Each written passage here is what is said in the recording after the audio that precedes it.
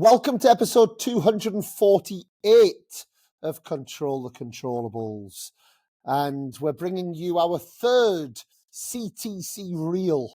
And boy, oh boy, as tennis become pretty real in the last few days, we've got lots to talk about. And as ever on the Real show, this is the first one that you are listening to. It's about us aiming to expose and talk about the real world of tennis. Both the good and the bad, the weird and wonderful stories, and a chance to give a voice to those people in the sport that often don't get a say. Now, in today's episode, we have got Pete Bothwell, who will be joining us. And now Pete was a Davis Cup player for Ireland. He was about 600 in the world ATP. I had the privilege of coaching Pete for many years, and he's also now helping me as I coach Michael Venus and Nicola Mektic. She's actually out in Doha right now. So he will be joining us to share his stories, his funny stories, his challenging stories, the real side of tennis. But I've also brought this together because there's three big news stories that have broke in the last few days. And I want to address those. We're going to be addressing the mixed doubles. The mixed doubles has gone from the US Open, or it's been moved to the week before the US Open, as they are going to play, I guess, the Stars, right? 16 teams, Tuesday, Wednesday, before the US Open begins. And the coach of Henry Patton, Calvin Betton, will be joining us to discuss that. We're going to be looking at Stefan Vukov, who has a one-year ban from the WTA. Rybakina's coach of last year, he's not allowed back on the tour despite Rybakina wanting to. So we're going to look into that. We're going to look into the NCAA indoor events that are going on right now as well, and find out how the British players are doing over there. But to start with, we're going to jump in to the big case that came out in the last couple of days. Janik Sinner has received a 3-month ban. And that is what we're going to try and unpack before we look at anything else today.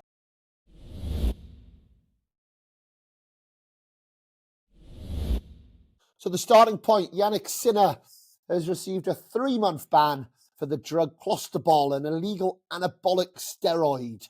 He had 2 positive tests back March 10th and March 18th, 2024. A few days later, he beat Grigor Dimitrov in the final of Miami 1000. Not just beat him, absolutely demolished him.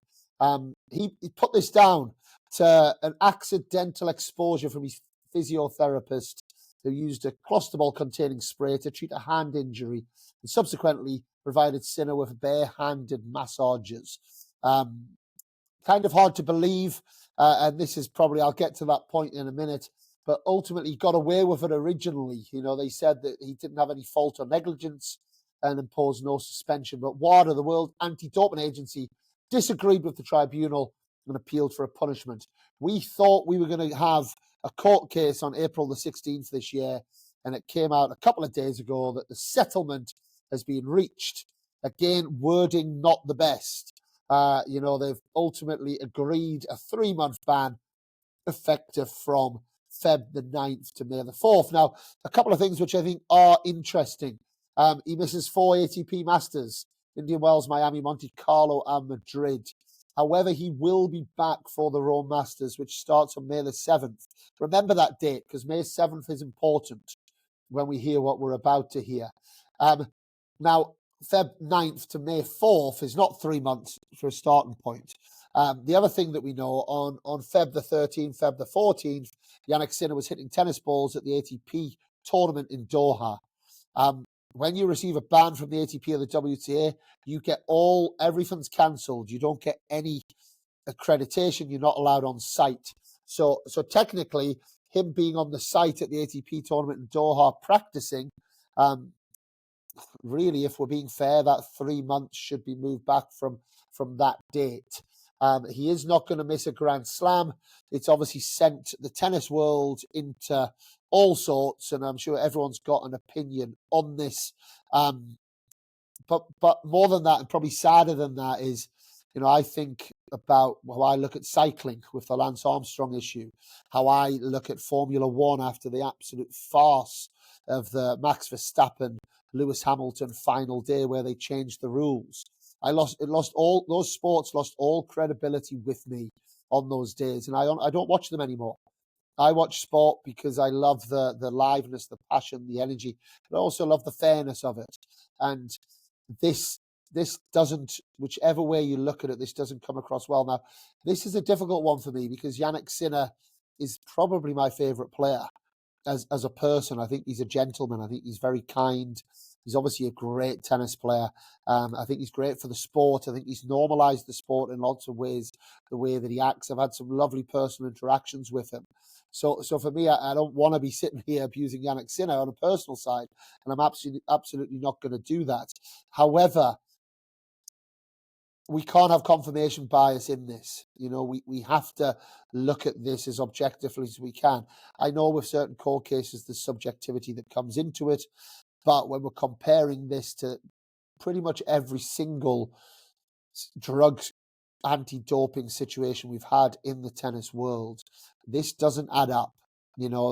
It's convenient. It's a coincidence. It fits. Iga Swiatek as well. I know it's a different story, but her ban came at a time where it didn't affect really any big tournaments. These players shouldn't have the power on that. There's obviously the big question mark. Why would you agree on a 3-month ban if you're not guilty? And that's the bit that I want to jump into, because there clearly is guilt here. There's negligence that has happened. And when negligence happens and guilt is there for such a high profile, we're talking about multi-millions that Janik Sinner is playing for. He's winning the biggest titles in the world. He's got the biggest endorsements in the world. And ultimately, someone's being negligent here. We're supposed to believe that two professionals, and namely Humberto Ferreira, who is now back in the game, as his physio, he's now Berrettini's physio. We're led to believe that it was the physio and the doctor that made human error. Not just one human error, 2, 3, 4 human errors that have led to this. Now, if Janik Sinner is not responsible for that, then who is? And if he's not responsible for that, then you have to go back and say, well, okay, and I don't know Humberto, and I'm sure he's a lovely guy, but he's been removed from the Sinner camp 6 months after this happened, which causes a big question mark in my head. He's now back as Berrettini's physio, like nothing's gone. I'd like to know what his payoff was in this, that he's taken the fall. But he hasn't. If he's the one that's made this massive error and ultimately led to the number one tennis player in the world on the male side, doping, because that's what's happened. Doping has happened.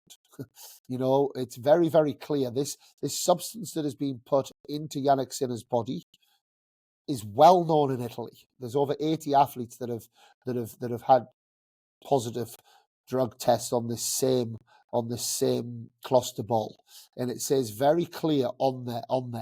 It's anti-doping. Do not use this. It's very clear on the packaging. So it's a monumental error. So if we are led to believe it's not Janik Sinner, then surely there has to be a bigger fall there on that side. But ultimately, the margins are very small at the top end of the game. Janik Sinner has ended with this in his body for whichever reason. I'm not here to say that he's done it on purpose. It's hard to believe that there was such errors, but maybe there was. So there was negligence that happened. Then I think this has to be treated a little bit differently than it has, and it really, and I know there's people that will be saying, well, he's still losing out on 4 Masters 1000 events. That's nothing to Janik Sinner. We've seen it. We've seen what he's won over the last couple of years. We'll see what he wins over the next couple of years. Him missing 4 Masters events. He's got away with this scot-free. Using the word agreement, settlement, not a good look for tennis. Already we've had people that are starting to speak. There's a lot of tennis players won't want to speak out, and understandably so, because they want to stick to what they do. However, we need some answers here from the ATP. We really do. This isn't, and the WTA. This is not something that can continue to happen. And I'm concerned that this becomes a slippery slope. I'm concerned that the lower ranked players start saying, do you know what, screw this, we're going to cheat. The top players are cheating, so we'll cheat. It's okay to cheat.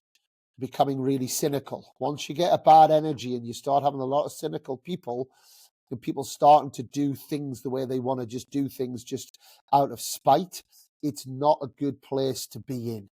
And I have big concerns on that. I'd like to see a longer ban. I'd like to see him miss, if I'm honest. I'd like to see him miss at least a couple of Grand Slams here. I really do. I think that's what it's about for Janik Sinner right now. I think he needs to feel that. I'd like to see him come out and say sorry, and sorry to the tennis world on this. Ultimately, there's errors that have been made. I'm going to take my medicine. And I'd like for the ATP to come out and clarify some things a little bit, because you'll have people like Michael Imar who missed his 3 tests, which is very easy to do. And from what I understand from Michael Imar, he's a lovely kid who it's hard to update your whereabouts. And the way the whereabouts work is you've got to update every day to say where you're going to be. That's not easy for anyone to do in this life. So it's quite easy to miss 3 tests. He received a 12-month ban, I believe it was. Nobody's looking out for him. And there's many stories. There's another Italian, younger, lower-ranked Italian, I believe, got 2 years for the same cluster ball as Janik Sinner. There's a lot of these stories that are coming out and that leaves a bad taste in the mouth.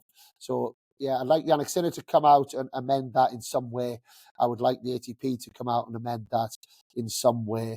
And I think we have to get some form of objectiveness that's a little bit clearer, because we can't go down the route of player power. And player power, the richer you are, the more that you can then pick and agree what your ban is in a sport that's already worth millions at the top of the game. And whenever there's millions to be made in anything, don't forget this, and don't for 1 minute think this doesn't happen. When there's millions to be made in anything, and the gift or the reward is that high, people will push the boundaries. If it's pushing the boundaries or it's cheating, that's for you to decide. But that absolutely will happen. And I am a coach that works on the ATP Tour and WTA Tour. I don't know any of this for fact, but we've thought for the last 20, 30, 40 years that probably some people are pushing the boundaries. And I think it would be naive of us to think that they're not. And we've got to try and find a way of making sure that that's clean, it's fair for absolutely everybody. So look forward to hearing from the ATP WTA over the next few weeks, and let's learn from this, and let's make sure that this isn't the precedent that is being set for future. And before we move on to the mixed doubles topic, where we've got Calvin Betton, the coach of Henry Patton, Harry Heliavara, the recent Australian Open champions, the reigning Wimbledon champions, and a big welcome, Calv. How's it going? Yeah, good. And before we talk about doubles, I've just talked about Janik Sinner, and you are a man of opinion.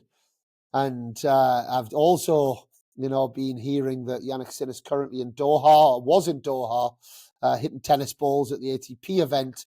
But just give me your quick 2-minute synopsis, the Janik Sinner case. What's going on? It all seems a little bit convenient, let's say. Yeah, I mean, it does. And I think my main problem with it is I don't think that Sinner is guilty of intentionally doping. I don't think he's probably, looking at the numbers and the data, I don't think he's guilty of doping even, because there was such a small amount. The main problem I have with all of this is not what's happened to Sinner. It's what would have happened to somebody else lower ranked without the finances, without the marketing and PR and management department behind him. And I don't think we'd have been looking at a situation like it's panned out for Sinner. That's not to put any blame or critique on Sinner. I don't think it's more how these things operate. But I think that is probably, it's not so far away from what we're going to talk about shortly, which is a real us and them mentality that the governing bodies of tennis have fortified, really. And I don't think it's particularly great all round in terms of a meritocracy or anything like that. But like I say, I think the other side of it is I'm a little bit wary. I was talking with a close friend of mine the other day who's a knowledgeable guy, and he made a fair point that sort of if we go back a few years, we were looking at doping was if you were guilty of a huge doping offense, you were strategically doping and trying to cheat, and that's what the anti-doping bodies were trying to sniffle out, really. And now there's a little bit of a feeling that like everybody's just terrified at anything. I've been around the players where in a restaurant they don't want to eat beef in case something's happening. There's instances where I know where players are looking at like they wouldn't be able to go on court without a painkilling injection, but where we're umming and ahhing whether to take it or just pull out of a match because we don't know whether that's going to show something up that they didn't put in on the form that says you can accept that kind of thing. And I think we're in danger of just this all getting a little bit silly, but maybe that's because of the way that the science has evolved. I don't know. I think it's a whole really, really complex area. And I think to have I think it's a bit unreasonable to have a firm, strong opinion on it based on, as a lot of people seem to be doing, based on who your favorite tennis player is. And I don't think that really helps anything. No, it doesn't. But the one thing, just to say on that, Carl, and look, there's more knowledgeable people on this than me, and maybe you're one of them as well. But if we had 20 pints of beer tonight, we'd probably not be standing. But let's say we'd had 20 pints of beer and we get breathalyzed. And we get breathalyzed within half an hour of the 20 pints. We're going to come up extremely high on that breathalyzer test. If we get tested 24 hours later, it might come up with absolute minute amounts of alcohol in our system. So is the amounts for me seem to be less about what you've put in your body, but more about the timing of the test. Yeah, possibly. I'm not more knowledgeable than you on it, at all. I don't really know the ins and outs of it. I know that, like I say, what is more concerning for me is I've seen it. I've seen my lads have won 2 Grand Slams, and barely have they walked off the court before anti-doping are into them, dragging them into a room to test them. And and fair enough if that's what happens all the time, but I don't know if they're putting that much effort or that much authority into it when Janik Sinner wins one, or when Carlos Alcaraz does, or Rafa Nadal, or Roger Federer. And I worry that we're looking at, and I know there's been instances where players have been banned who just don't have the finances to fight it or don't have the finances to argue it. That doesn't mean that they're innocent. They might not be. They might be just because I think that's another thing we need to be wary of. Just because you're lower down the rankings doesn't mean that you weren't doping. But it just feels like we've got a real 2-tiered system here, and I don't like that at all. And I've seen it operate. This is not just in doping, this is in all levels of the game. I see how it works. Like when we're at tournaments, there's a real, we're going to treat these guys in one way and we're going to treat everyone else differently. And that goes from things like scheduling, just anything like that. The players, I was talking to the coach of a top 10 player at the back end of last year, a singles player, men's singles player. And I asked him, what is it like doing this? Because I've known this guy a few years. I said, what is it like? And he said, well, the main difference is we know exactly when we'll be playing all week if we're still in the tournament. We know we'll play Tuesday afternoon. If we win, we'll play Wednesday night. Then we'll play Friday afternoon. Then we'll play Saturday night, Sunday afternoon. And I said, how do you know that? And he said, well, the ref tells us at the start, this is your schedule. No one else gets that schedule, Yeah, but if you go to your local golf club, Calv,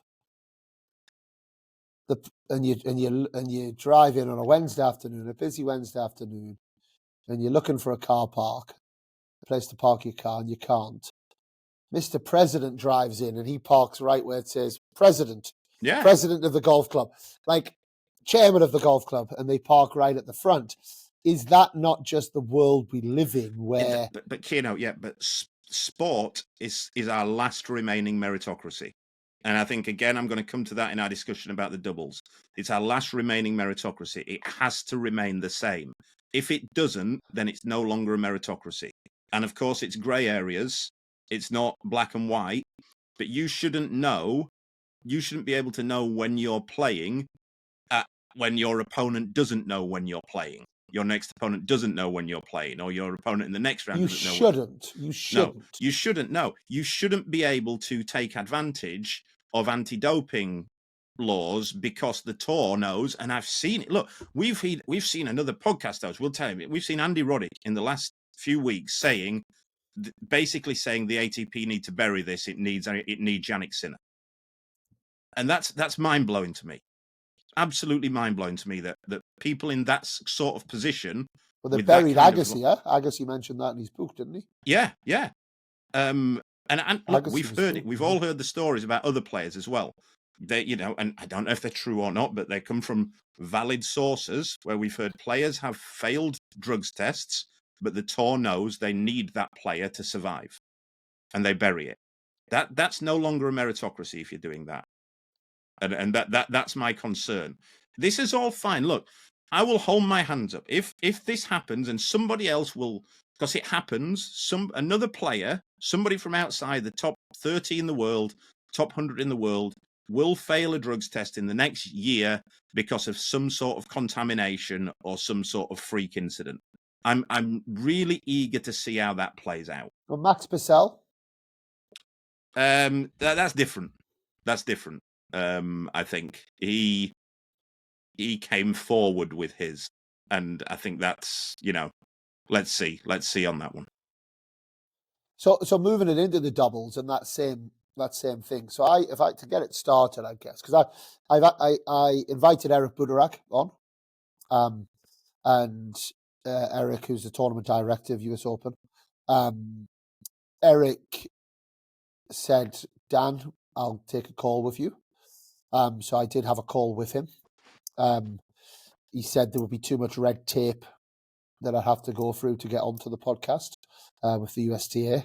They'd have to listen to it. There'd be certain things. Same as when I had Ross Hutchins on from the ATP. I think that's probably quite normal with some of these organisations. They're not able to talk completely freely. We were going to have some players on. I spoke to Harry, spoke to Gabby, but I think they right now, there's bigger conversations that are happening as well with the ATP councils, WTA councils. So it's maybe not the right timing. But ultimately, for me, there's a travelling circus that happens, right? Which is the tours, but they're incredibly fragmented. There's seven governing bodies. Is what we're talking about.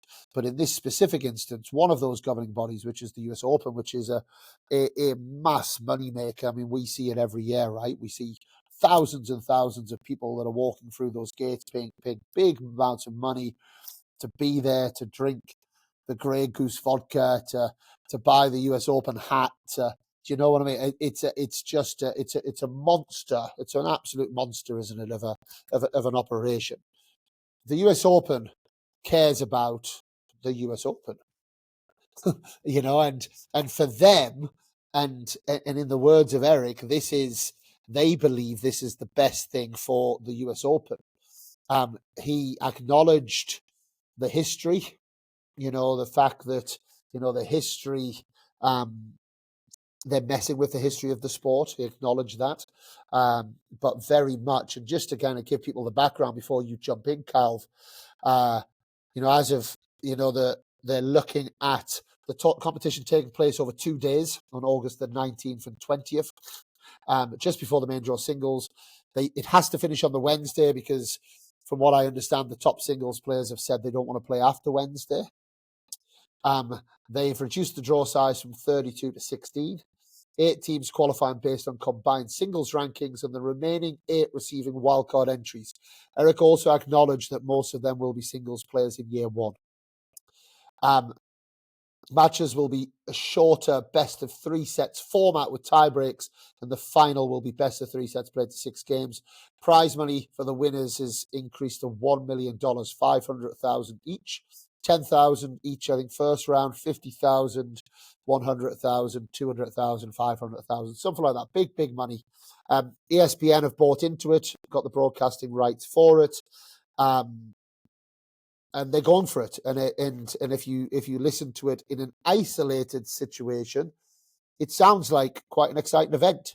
I'm not sure it sounds like a Grand Slam, but it sounds like quite an exciting event. As a doubles coach, which we both are, we're working with some of the top doubles players in the world. Obviously, we will look at it from that angle. But what is your angle, and how are you looking at this? I think, first of all, there's no way it can be called a Grand Slam. It's not a Grand Slam anymore. And on the initial press release, when they referred to it as a Grand Slam title, you don't win a Grand Slam title over 2 days. Like it's a nonsense. You don't win a Grand Slam title when 50% of the field is wildcards. Like that's not what a Grand Slam title is. It's an exhibition event. Let's be straight up. It's an exhibition event. If they want to call it the US Open mixed doubles title, then fair enough. But it should not go in the record books as any sort of Grand Slam title. It takes away from everything that a Grand Slam title is. It would be it's not only a Grand Slam title. It's not even an ATP 250 title. Because it's four matches over 2 days where 50% of the field is wildcards.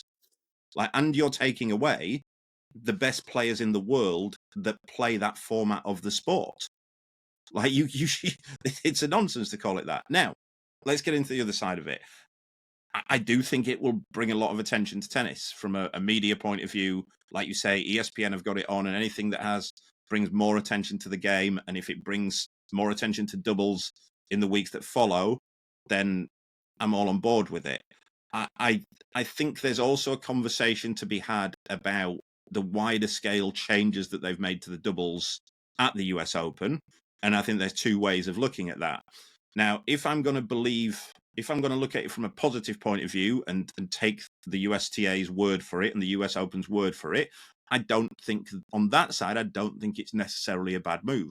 What you have at the slams, as we've just seen here now, and we see a lot, is that you've got a hell of a lot of tennis in the first week and not much tennis in the second week, especially going on the outdoor courts. And that's kind of top loaded. And if they're thinking of a way, look, there's no reason why we can't run the doubles from Friday until Saturday or Friday until Sunday, and we can get more people watching the doubles in the second week. We can offer people more to watch than just junior tennis on the second week. And it can bring more eyes onto the doubles game. I think that's excellent. Now, what I want is assurances that they're not messing around with the actual doubles draws and the makeup of the draws and the prize money and the other things such as accommodation days, how many rooms they're getting, that kind of thing.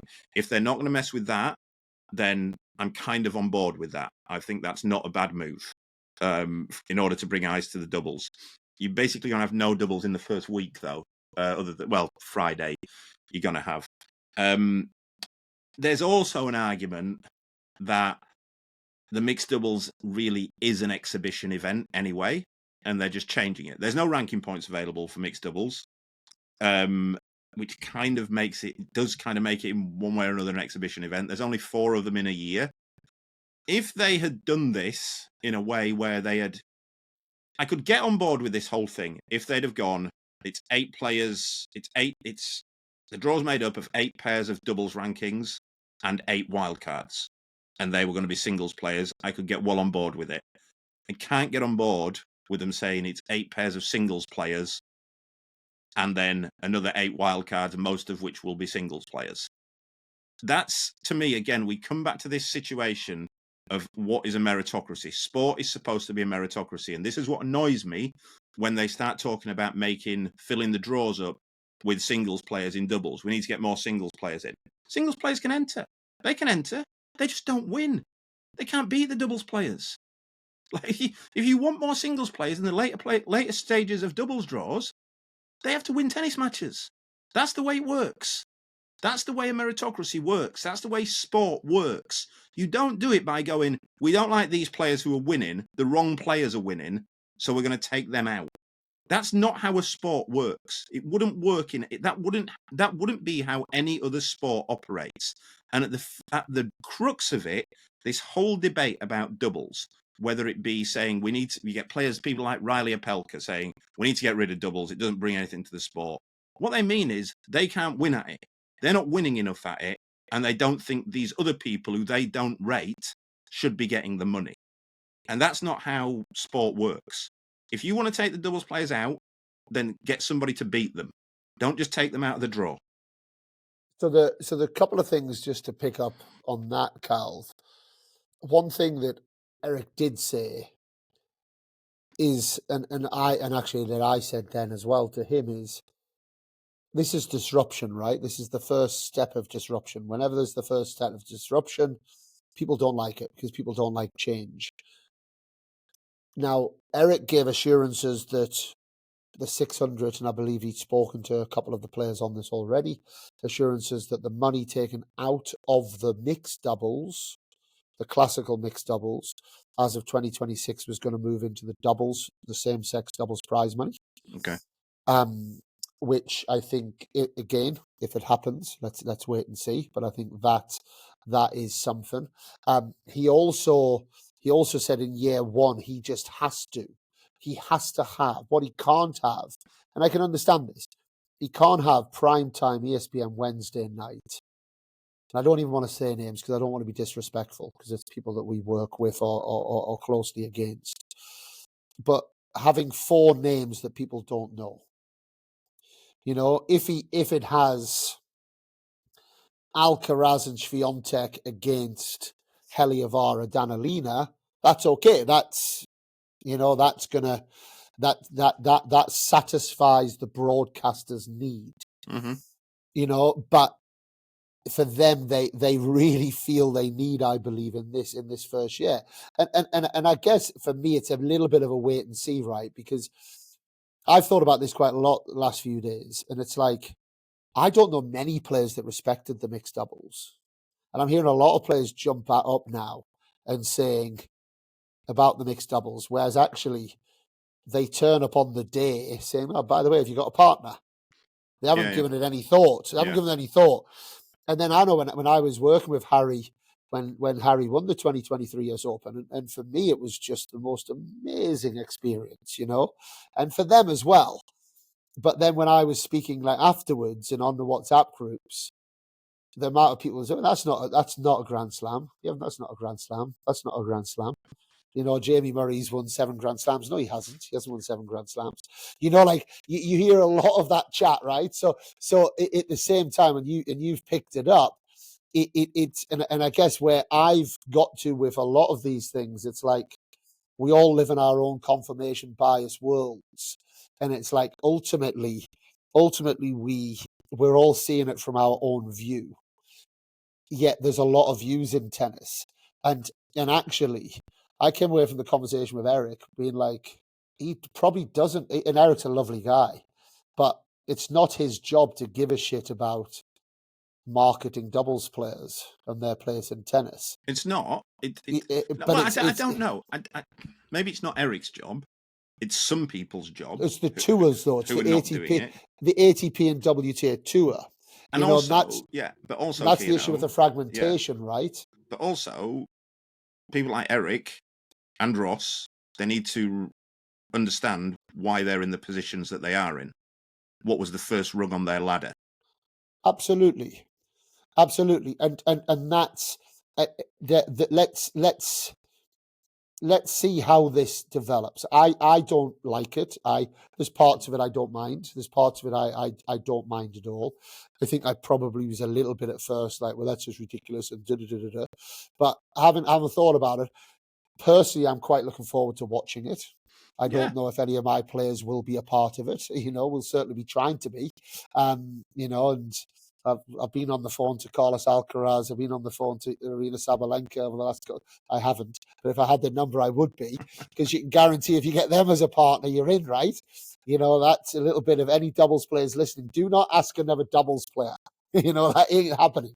You know, if you want to get in this event, you need to be locking in a top star name. I think as well, though, Kino, like I think there's other things that we haven't taken that no one's mentioned. Like, this is terrible for like Winston-Salem, the tournament before it. Oh yeah, it is. It has. That's Yeah. I mean, I think it's somebody said to me the other day, it's 10 times the amount of money for winning Winston-Salem. Yep. I think Winston-Salem's 100 grand. This is 1.15 million, isn't it? Something like that. Like it's crazy, and I don't know what the women's tournaments are that week. I think there's 2 women's tournaments that week. Cleveland, right? Yeah. Okay.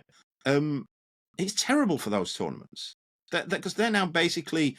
I mean, having said that, I don't know how many of the top 10 guys play them, but then again, I'm still dubious about. Maybe the first year will be different. I'm interested in 3 years' time to see how many of the top 10 players in the world are playing mixed doubles for 2 days, 3 days before a major starts. Yeah, I think they'll attract big names for this one. I think they will. I think they will, and I think that they're probably going to. There's the prize money, and there's probably some more money going in as well that we don't know about. Yeah, and this has been talked about since 2021.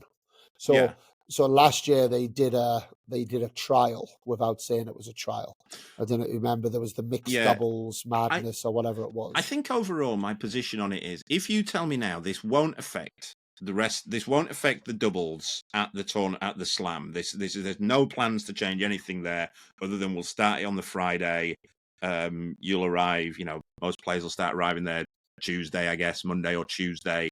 There's no plans to change anything. The doubles will stay the same. We're committed to making the men's and the women's doubles quality events, how they're run now, with no changes in draw makeups, no changes in prize money, no changes in draw sizes.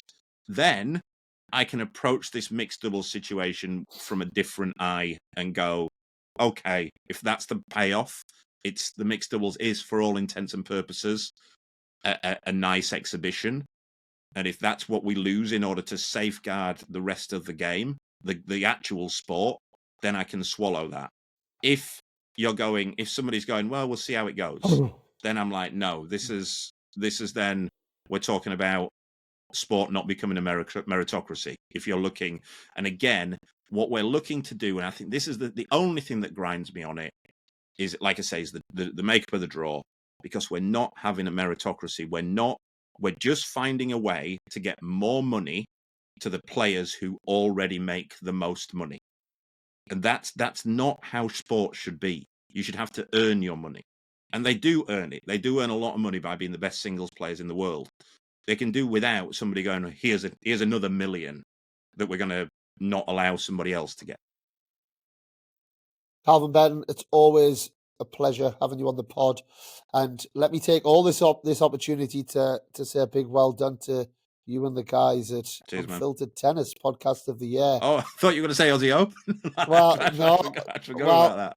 Aussie Open, absolutely, but you pipped us to second place this year, so you know what I actually said? Right, you've got first place and second place because you're a part of Control the Controllables as well. Do you know when James and George, when they were sending me the stuff for it, going, oh, we've entered again, I actually sent a message going, is there any point Kiernan wins it every year anyway? And that was, and I'd completely forgot about it until then. But they must have a good marketing team, I tell you. They must. I don't know. Well done, mate. I'll see you soon. See you in Indian Wells. But thank you as ever for jumping on. Pleasure. So there we have it. Different perspectives. Always good to get the different perspectives. And I think to go back to the conversation with Eric Budarak, I think it was good for me to get that perspective of the US Open, actually, because from their perspective, it's exciting. And I think it's an exciting thing from a fan's standpoint as well. And I mentioned that to Calvin, and doubles players do often speak a little bit negatively about mixed doubles, and it's like, it's hard for them now. I know that I'm hearing like doubles players saying like, let's not play the US Open this year. That's not the answer, because, but what I am disappointed about is the raw emotion, the feeling of being part of history. The emotions that you see from the players. We saw it with Harry and Anna a couple of years ago. We saw it with Varasori and Irani last year at the US Open. We saw it with John Peers and Olivia Kadecki at Australian Open this year. That it hits deep, that's what sport's about, right? That raw emotion. And will this bring that? No, it won't. It'll be exciting, and it's going to be exciting to win a lot of money. It's going to be a cool experience playing with lots of top players if you do get the opportunity to get into the draw. But I'm with Calvin. Should it be classed as a slam? Not in my opinion. It's not the same as previous Should there be a change to it? Maybe they should, and I'm open to seeing this for a couple of years. Certainly at the US Open, who I think's got that kind of pizzazz to the event, and I think it's going to be interesting to see. And I do get that point of view, absolutely. But ultimately, the doubles players need to stay humble to what value they're bringing to the events. This is a bit of a traveling circus. It's an incredible one at that, and it fills stadiums around the world year on year. It's an incredible sport, but everyone's on the same team, right? And as with football teams, you've got Cristiano Ronaldo who's bringing in the fans. We have Carlos Alcaraz, Arina Sabalenka. They're the superstars. Those are the ones that are bringing the fans in. But everyone plays their role, and it's everyone should be valued. Everyone should feel that value. But ultimately, there's certain players, and I have doubles players in the same bracket as lower ranked singles players of 50 in the world, 60 in the world. People aren't coming necessarily to see them. They're part of the product, but they're not the marketed players that everybody knows. But what this boils down to me is fragmentation. We've got the 7 governing bodies. US Open are thinking of the US Open. They're not thinking of the bigger picture of tennis. Is it their right to? Maybe, maybe not. I think you could argue that it's not. People are probably, I would imagine, Eric Buterak and, people in the roles at the top of the USTA and US Open's job is very much around, do you know what? Build the US Open, and build the US Open from a commercial standpoint, from a sustainability standpoint, all of these things. And everyone looks out for themselves, right? Kind of a little bit like life. I've experienced mass betrayal at the academy the last couple of years by friends, by colleagues, and they will validate that by saying what's best for them, and the rest of that goes out the window. And it's kind of what happens. And so why would this be different? And joint forces for the greater good of the sport, we'd all love it. It sounds nice, but will it ever happen? I'm not sure it will, because you need the pain to be big enough for change to happen and for change to be initiated. And as it stands, the Grand Slams are flying. They're doing great. The tours are doing okay. The ITF are getting by selling their data. Singles players are making big money. Doubles players are also doing pretty well, right? They don't make the same percentage, but the top doubles players, there's big money to be made, really. And the ones that haven't earned their voice yet, in life, it's difficult, and it's like in any act of life. And I guess the challenge goes out to the doubles tour a little bit of, how do you get your voice? How do you create your own value? The Bryan brothers did it a little bit a few years ago. And that's the challenge, because otherwise doubles will just sit in this place where they're going to have to react to what the tours do, to what the Grand Slams do, and who's got it in them to really drive that and initiate that and take that forward. Well, to players, they have a relatively short career. Why would they do that? They get in, they get out, they make their money, on they go. So it would take kind of a massive effort by 2, 3, 4, 5 people to get everyone else going. And I don't see that happening right now, but who knows, in the future somebody might, and maybe the pain will be so big that will have to happen at some point. Now, will others follow suit? I don't know. Let's see. Not because the US Open have done it, I don't think, but they will if it's best for them. Is it best for tennis? Time will tell. Disruptions, absolutely not easy, but maybe the increased revenue and exposure could be good for more people. Maybe there's a new format that expands and we have big money mixed events. And I'd like to see doubles players valued in this. There might be a place for that. But as we know, it's not what, it's who. And that's what this all boils down to. It's not that the product as such, it's who's doing that, who's playing the mixed doubles. That's what ESPN wants. So unless we market and grow the stories and names of people that we want to see, it's going to come down to, it's not coming down to the nuance of who plays the best tennis. It comes down to who people want to see because of PR, because of where their standing is in, and I guess that ultimately mirrors life, right? And that's ultimately what the fight is against. But time's going to tell. And I certainly thank Eric Budarak for coming and giving me his words. I thank Calvin Betton for coming on and giving his. I've spoken to quite a lot of players about this as well, and I think it's a let's see. It's an exciting event. It's a disruption, but it's a change, and life moves, life evolves, and let's see what this really means and how this can better the sport on a bigger level. Let's see. And that now moves just into the last subject that I don't want to talk about too much. We have talked about it quite a bit, but it's hard not to mention it because Stefan Vukov, the ex-coach of Elina Rybakina, has got a 1-year suspension from the WTA due to mental abuse allegations. Verbal insults and excessive physical and mental demands leading to her illness is what is coming out.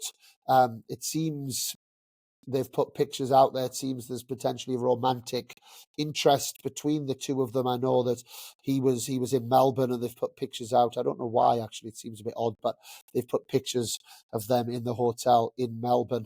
Rybakina obviously wants him in the team and part of the team. Goran Ivanisevic went from working with arguably the greatest ever male tennis player in Novak Djokovic into that circus a little bit, and he's removed himself pretty quickly. But Vukov is restricted from off-site coaching, but he may attend matches, but only as a spectator. So it's kind of watch this space a little bit on that.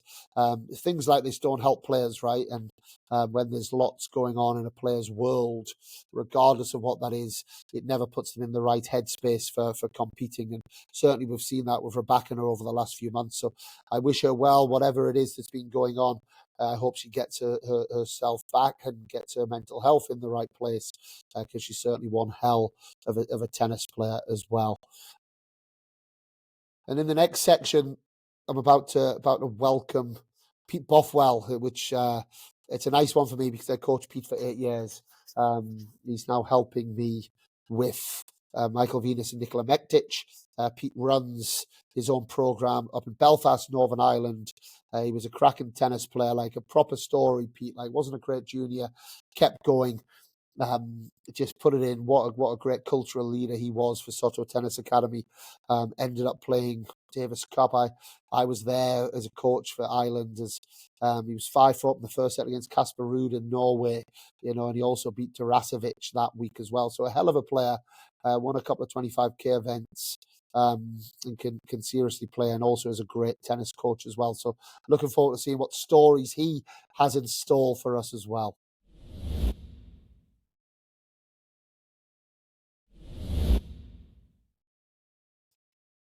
So Pete Bothwell, a big welcome back to Control the Controllables, and you're our third ever guest on CTC Real. So, firstly, I have to ask you, we've been talking about it already on the show.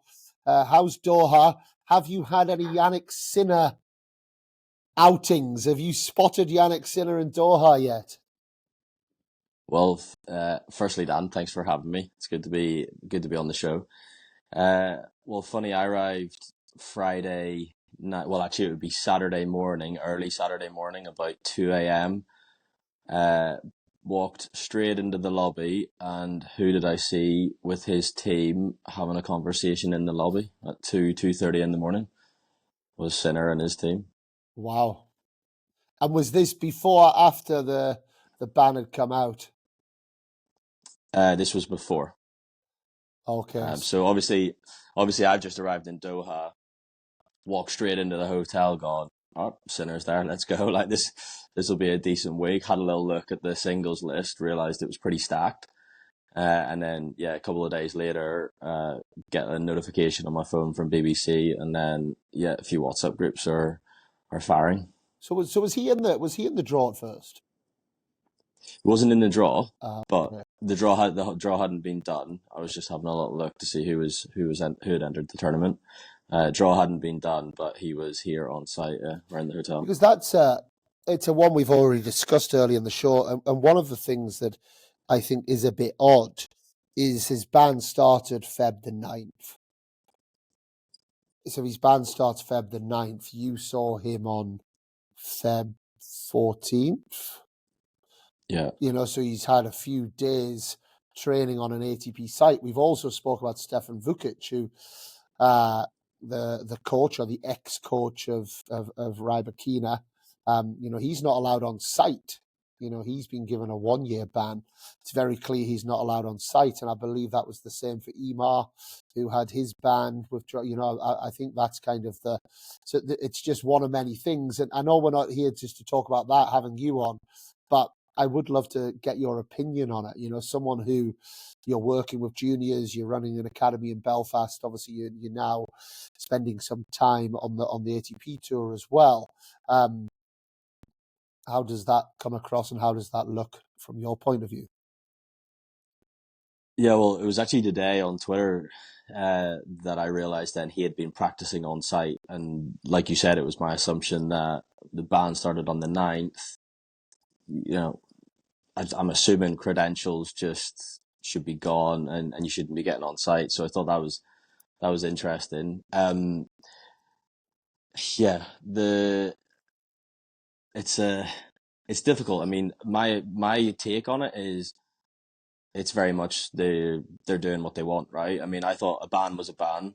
I didn't realize you could go into a settlement to basically come to what I think is quite a good agreement.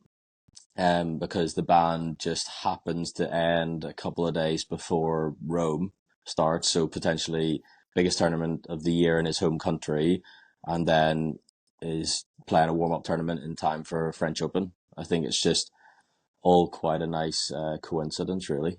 Well, Tim Henman used the word convenient, and Tim Henman's not someone who's very outspoken on these sort of things in general. I thought that was quite interesting. I know Jess Pagula spoke a little bit about it today. It feels kind of people that normally wouldn't get too involved. Daniil Medvedev said something yesterday. We can just all start to pick how long we're banned for now. But just, I guess, from the perspective of, if I take you back a few years, you as someone 500-600 in the world, traveling the world, working unbelievably hard, trying to make ends meet. And then you looking at the stars and you're seeing how these things are being dealt with. How does it make you feel, and like-minded players like you feel, like someone who right now is in Monastir, Tunisia, grinding their 8th week in a row? How do they feel when they see that it feels like the treatment's a little bit special for someone like Janik Sinner? Yeah, well, that's how I was going to kind of summarize that, was you're basically being treated differently due to a number beside your name. And, I think conversations we always used to have was you don't let a number define you. But basically what's happening right now is tennis players are being defined by their number, basically. If that was someone playing a futures event, would they be getting the same treatment? Absolutely not. So I think from that side of things, it's pretty difficult to see, really. I just don't think it's massively fair. There's been other top 100 players in the past that they haven't been able to get into a settlement. So what's the difference now? And I think another point on that would be, if he was innocent, why did he need to take that deal?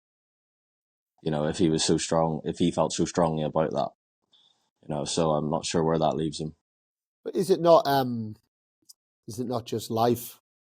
Do you know what I mean? Like, in terms of the rich have people that can move mountains for them, and those that aren't so rich can't. Like, I know we're a bit caught up in it, and it's tennis, but let's be honest, this is happening every day, right? I've got certain things that are happening at the academy right now, and there's certain people I can't touch because they've got a lot of money. It's Yeah. when it comes to legalities, that is maybe the way that the world goes around a little bit as well. And not that we just need to accept that. But yeah, I do think sometimes in the tennis world, to give another spin on it, that we are also good at feeling sorry for ourselves when we're not. at the top end, and actually maybe just the reality of life is people have more resource, they're able to get things done a little bit quicker, and maybe he's got a case, and he's just got the lawyers that are able to bring that case forward quicker than someone that will be ranked lower. I don't know. I just like to try and see it from all sides if we can, albeit it's not easy, and it's absolutely not a good look. However, I've got you on because you're here for story time. You know, this is the opportunity that we have. We want to paint that picture, right? We want to showcase different stories. Yes, we hear about Janik Sinner. Yes, we hear about the US Open and the mixed doubles that we talked about. Yes, we hear about Rybakina's tennis coach not being allowed on the WTA tour, but there's many stories happening left, right, and centre. And what have you got for us? Funny story, difficult story, challenging story. You're a man who travelled a lot. I'm sure you got something to give us. Yeah, well, I think I'll start with I'll get the embarrassing one out of the way, I guess, since we kind of had a small convo on Sinner, and I said to you, I think that time that I had to wear a dress onto the practice court at Soto was a lot worse than his couple of month ban. That time you chose to wear a skirt, did you say? What? No. I think I think the odds were stacked heavily against me, but I think on that it was. Yeah, I think it was like practice set or something, and I had to win in a certain amount of games, and yeah, possibly got a little bit tight. But I was thinking, right, you know what, I'm gonna get it done, because you know what, there's not gonna be many people up at 7:30 in the morning. When I walk into training, we're going onto the end hard court, like 2 hours. I think it was just you and Pana maybe, and I was like, right, I can get this done. And I'm not going to run into that many people. Well, as I'm walking to the tennis court, obviously Soto Grande, the polo, is quite popular. As I'm walking along, 2 or 3 cars start to pull by, and guys coming back from the polo, half paced. I'm just getting wolf whistled as I'm walking down the street, which was not a great start to the day, I have to say.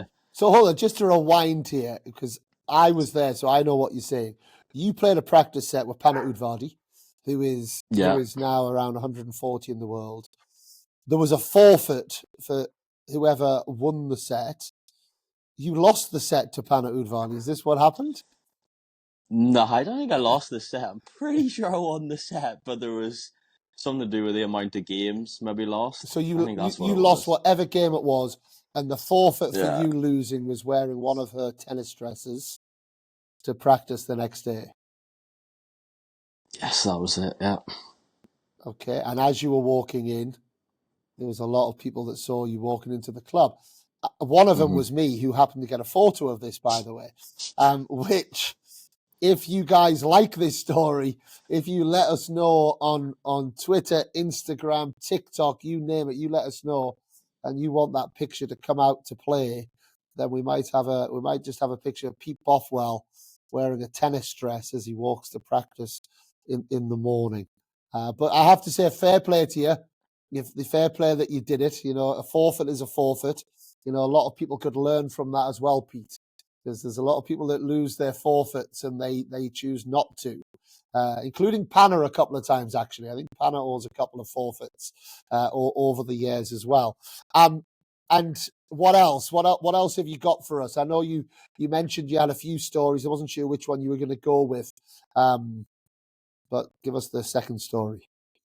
Yeah, I think the second one's like a little bit more interesting, kind of just, well, obviously I know him as Red Foo, or most people would know him as Red Foo from LMFAO. Obviously, age? Mid-40s, got a wild card into a tournament in Egypt. 49, I think he is. I happened to spend a couple of 2 weeks with him, kind of out in LA, California. Basically, we arrived in LA, and I spent 3 days staying at his house in LA. Oh wow! So, I mean, it was interesting. So it was actually at the time when I was traveling with Pana. Pana said, "Look, I got housing sorted, all this kind of stuff." Obviously, I've thought this is cool. about 2 minutes before we pull up, she goes, right, just to let you know he's vegan. And I'm like, right, so, but is that like, that doesn't affect us? And she's like, no, like, we're now vegans for the next 3 days. So for 3 days, I was living a vegan diet. Did I live it 100%? Sneaked off to Maybe 7-Eleven. maybe sneaking a few things into my room, but no, just like what an interesting character. So staying at his house. I mean, the guy's got 2 pet cows, about 13 chickens, like just honestly like a mini farm on his house. But I think the bit that blew my mind was outside his day job, how much he loved tennis. Like it was insane. Like came back at the end of the day, begging me to go on to the practice court and just strike. Just wanted to strike balls for 2-3 hours.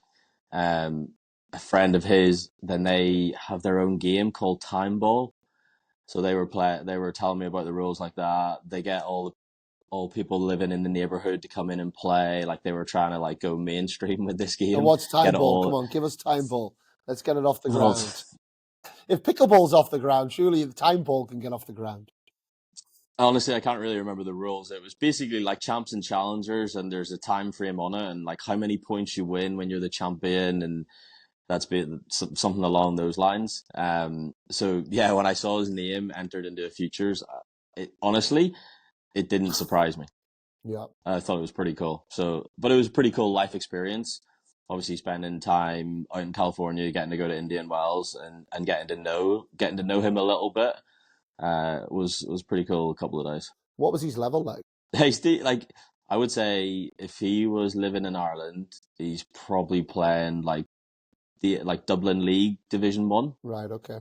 Like he's definitely making top team playing like Dublin leagues or something like that. So yeah, he saw like when we were striking, like I was giving it socks. Like he was like, do not hold back. That was his feedback to Right. me. Okay. He wanted it full, you know. So like he can play, like he can hit. Can he win matches at Futures? At 49, I think he's struggling. Has he won any? Qualities. No, But I think qualities. Qualities. I don't know. I don't know how he's done. I'm not sure. Like honestly, I've just seen him play that one match. Could he? I mean, I think depending on your draw and a futures qualities, a lot of people can win matches. Just depends who you get. Right, you get that local wild card. Might sneak a few W's here and there. Okay, but he's fair play to him. Fair play. He's got a passion in his heart for it. It sounds like. I know he was Victoria Azarenka boyfriend, wasn't he, once upon a time, and then I know he sponsored a few players and helped a few players and being around. So we need characters like that in the sport, and I would imagine he can probably afford the airfare to Sharm el Sheikh as well. Decent little family holiday. Wouldn't be somewhere where I want to go on holidays, that's for sure. But maybe it was a change up for him. Pete, all the best. I know you're. We mentioned you're out. It's great to be working with you out in Doha with Michael Venus and Nikola Mektic. All the best next couple of weeks. Obviously, we'll be in touch. And if you see Janik, tell him he's got to get home. Take his no accreditation, Janik. I said this earlier. Where it's a difficult one for me, and it's a challenging one for me because I love Janik Sinner. Like, he is such a delight. Like, even in Australian Open, like, he's opening doors for everyone. He's got a smile for everyone.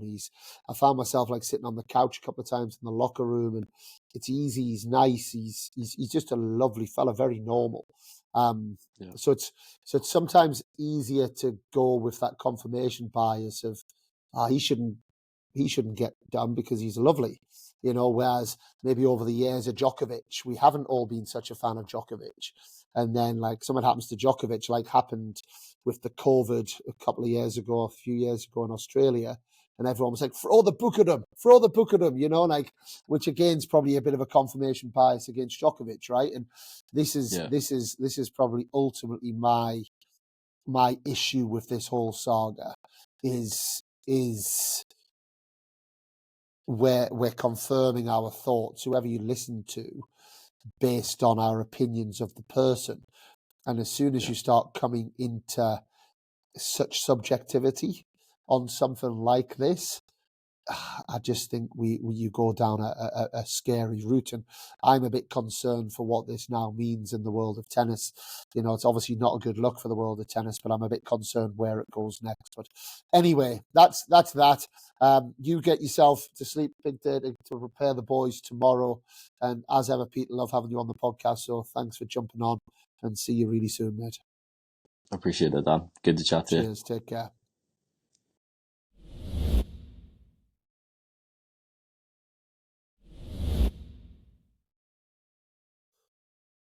A big thanks to Pete for jumping on. Always love catching up with Pete. And as you picked up there, I'll be picking up with that again tomorrow to make sure that he's putting the boys through their paces in Doha. I just have a couple more little things I just want to mention, actually, that we always have in our CTC Real. And the first one is just a little NCAA section. So at the time of recording, we've got the Men's National Indoor Championships going on right now, happening at SMU in Dallas. Right now, you've got the top seeds of Wake Forest that are through to the quarterfinals. They will be playing against NC State. You've got Texas, University of Texas, that seem to be doing well every year against University of Virginia. And TCU, which is the Cameron Norrie, Jacob Fernley University. They play San Diego in the quarterfinals. And then Stanford, where Arthur Ferry was the last couple of years, and the famous players of many years. I believe McEnroe played there, but you certainly had the Bryans, Paul Goldstein, many players over the years. They play against UCF, Central Florida, who upset the second seeds, Ohio State, in a big upset.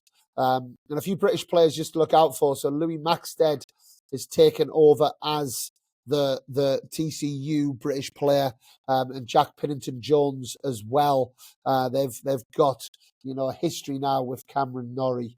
You know, Louis Maxted recently won the NCAA doubles event in 2024 with Pedro Vives, who Pedro Vives, I believe's mom. This is a funny one. There's a link to Rafael Nadal. I think he's basically like Rafael Nadal's cousin, or, you know, it's something really closely linked. Whether his mum's married to Uncle Tony. Anyway, I'm speculating now. But anyway, he's definitely got a strong link there to Rafael Nadal. And then British player Luca Pau also is part of the top-seeded Wake Forest team, which, Luca Pau was a fantastic junior. So these players are doing it, right? Johannes Munday was out there as well at University of Tennessee, did incredibly well. But lots of Brits that are continuing to go that way. So that final will take place in the next 2 or 3 days. I do have one thing to say. If you're watching, sort your line calls out. NCAAs, oh my goodness, sort your line calls out and stop cheering every point so loudly. You know, when we played in college, it was great atmosphere, but we never used to go crazy over every match, you know, and it feels like they've just, I don't know, there's a little, certainly on the men's side, there's a bit too much testosterone flying around, but also these line calls are shocking. And yeah, it's as much as I love college tennis, we need to stamp both of those things out somehow as well. And then we also have the Brit Max Basing at Stanford, who's doing very well. And then Oliver Tarvet, who is playing number one, I believe, at San Diego. I believe that him and Jack Pennington-Jones playing number one in a big match, San Diego playing against TCU. And actually, Oliver Tarvet won that. And if you look at their UTRs, they're very highly ranked in American University. And obviously, lots of names to look out for. And the other one I just want to mention, actually, on the men's side, is Luke Koenig. Now, you might know the name Koenig, because his dad is Robbie Koenig, who is the famous tennis commentator from South Africa, who we've had on the podcast and who does a brilliant job. If you watch the Netflix show, you know, it's his voice that you hear. Now, Luke is playing at the University of Baylor and is doing very well as well. So another name to watch out for. And they did have the women's draw a few weeks ago. Not I say a few weeks ago, maybe last week. I believe it was played in Illinois. And came out on top was University of Georgia. whisper it quietly, but outside of LSU, which is my university, and it was great to see them in the last 16 of the women's draw. They are, I think, my favorite university. It's an amazing place, Athens, Georgia, the home of college tennis in many ways. And they beat Texas A&M in the final a few days ago.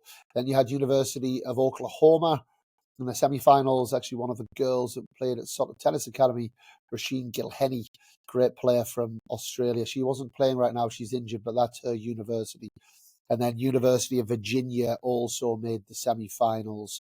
But you're getting kind of the common teams, right? Stanford are in there, University of Tennessee, Pepperdine, North Carolina, UCLA, Oklahoma State, Texas A&M, Michigan were the number 2 seeds. Lots of fantastic, well-known universities. And it's going to be interesting what happens in college tennis over the next couple of years. If you didn't hear it, the last CTC Real, we had Sarah Borwell, who was on explaining a little bit more about college tennis. But that's a little wrap up of the national indoor team events, which are going on right now.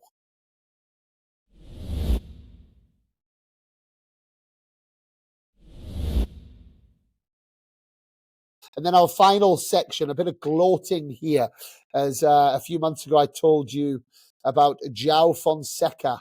I told you that he was a one to watch. Now, maybe it was a bit of a cheat code, but boy, oh boy, has he been flying. He beat Andrei Rublev at the Australian Open. He is exciting people. Andy Murray, I think, tweeted yesterday, he said, can't wait for the first Fonseca-Alcaraz match. They are box office. They are hitting the ball. Incredible, both of them, dynamic.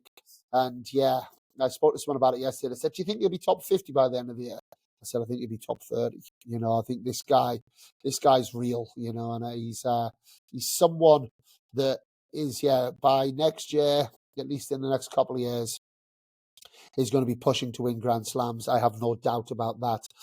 So this next one, I'm not sure it's quite as good as João Fonseca, but Iva Jovic is the one, my player to watch this month. Eva, she's currently ranked 170 in the world. She's only 17 years old. She's born in 2007. That was like yesterday, wasn't it? She has already won matches in Grand Slams as a wild card entry into US Open 2024. She beat Magna Linette, 36 in the world. And then she also got into the main draw of the Australian Open as she beat world rank 110 Nuria Perez-Diaz before losing to Elina Rybakina. But she's already shown the pedigree of somebody. She's only petite, but times the ball unbelievably well, moves very well. And the Americans have got another top player on their hands. So watch out for Iva Jovic over the next few months and next couple of years. As ever, thank you for listening. Please do give us your feedback on these shows. It's something a little bit different, whether it's on Instagram, whether it's on Twitter or X, or through the website, or send us an email. You'll see that in the show notes as well. We love hearing from you. 248, we're getting closer to 250. We are pushing for certain guests, as ever. It seems like other podcasts are doing the same. But we've got lots lined up for you. We've got a great conversation that you guys will love happening in the next couple of days, which will be number 249. And that is, if you followed him, Coach Connor Casey on Instagram. He's hilarious. He's similar age to me. And he's just got a great Instagram account. He's a coach.